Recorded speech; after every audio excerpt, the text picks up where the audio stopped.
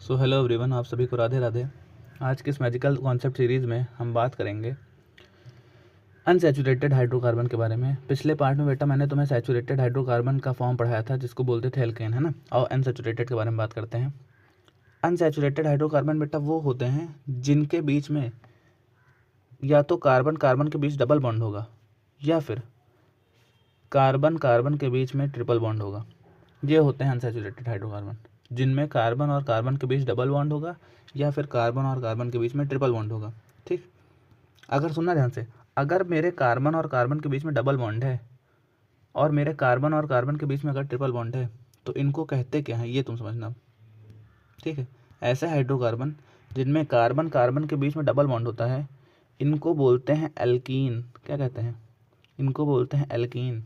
और ऐसे हाइड्रोकार्बन जिनमें कार्बन कार्बन के बीच में ट्रिपल बॉन्ड होता है इनको बोलते हैं एल्काइन। क्या बोलते हैं? इनको बोलते हैं एल्काइन। आया समझ में? समझे कुछ कि नहीं समझे? समझना पड़ेगा ही, और कोई चारा नहीं ना, पढ़ना है तो। ऐसे हाइड्रोकार्बन जिनमें कार्बन कार्बन के बीच में डबल बॉन्ड होता है उनको बोलते हैं एल्कीन। और ऐसे हाइड्रोकार्बन जिनमें कार्बन कार्बन के बीच में ट्रिपल बॉन्ड होता है उनको बोलते हैं एल्काइन। दूसरी बात बेटा समझना, एल्कीन का जो जनरल फॉर्मूला होता है ना, वो होता है, एल्कीन का जनरल फॉर्मूला होता है, क्या बता सकते हो कोई? देखो, इनका फॉर्मूला होता है CnH2n। ये होता है एल्कीन का जनरल फॉर्मूला। और एल्काइन का जनरल फॉर्मूला होता है CnH2n -2। CnH2n -2 ये होता है एल्काइन का जनरल फॉर्मूला। ठीक है, CnH2n, ठीक है, एल्कीन का, और CnH2n -2 एल्काइन का। जितने कार्बन लोगे उससे दुगने हाइड्रोजन अगर ले रहे हो तो तुम्हारा बनेगा एल्कीन, और जितने कार्बन ले रहे हो उससे दुगने से 2 कम अगर हाइड्रोजन ले रहे हो तो बनेगा एल्काइन। और एक एग्जांपल लेते हैं। मैंने तुम्हारे सामने लिखा C15, है ना, H30। अगर मैंने ये तुम्हारे सामने लिखा C15H30 तो क्या तुम इसको देख के बता सकते हो ये क्या है?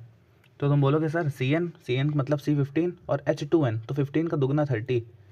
इसका मतलब सर ये हुआ कि ये एल्कीन का जनरल फार्मूला फॉलो कर रहा है।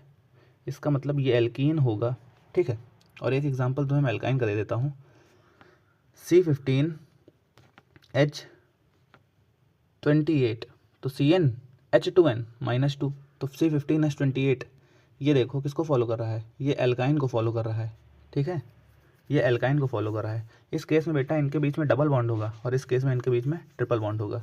तो आई होप तुम्हें एल्केन एल्कीन एल्काइन सब समझ में आ गया होगा। तो मिलते हैं नेक्स्ट सीरीज़ में, तब तक के लिए आप सभी को जय श्री राम, खुश रहिए।